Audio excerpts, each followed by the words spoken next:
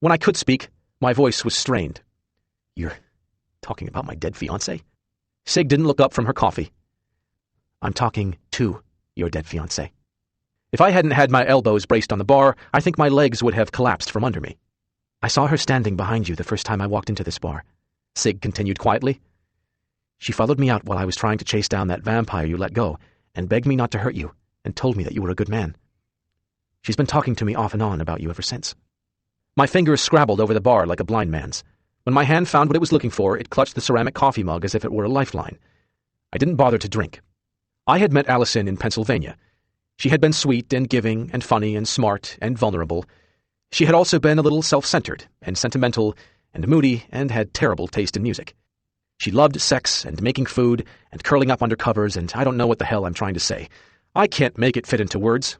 I loved her desperately and selfishly when I had no right to do so. Allison hadn't belonged in my world, but I'd been so lonely for so long that I'd lied to myself, told myself that I could leave my world behind and live in hers. And my world had found us. No wonder Sig hadn't been surprised when I told her Allison had died. "Except, I can sense ghosts," I said. "I can't see them like you can, but I can sense them." "You've probably been living with this one so long you don't even notice anymore," Sig said, way too matter-of-factly for somebody who was talking about my dead fiancé. "So you've been catching her up on her favorite soap operas, letting her know how the Steelers are doing, that kind of thing?" I forced the lame-ass joke out of my mouth, but the words were hollow. I couldn't feel anything except dread. "Of all the dead, the ghosts who are kept here by love are the most articulate," Sig told me sadly. "But I told you before, they only talk about the thing that's keeping them here, and they don't really listen."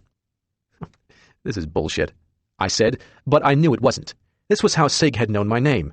This was how Sig had gotten so much insight and information despite my geish. She hadn't gotten inside my skull. Someone who knew me had gotten into hers.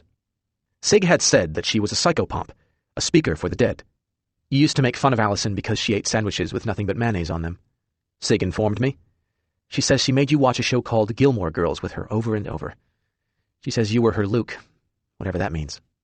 I tilted my head up and stared at the ceiling, as if that could keep tears from building up in them. "Stop," I gasped. "What I'm about to tell you is all her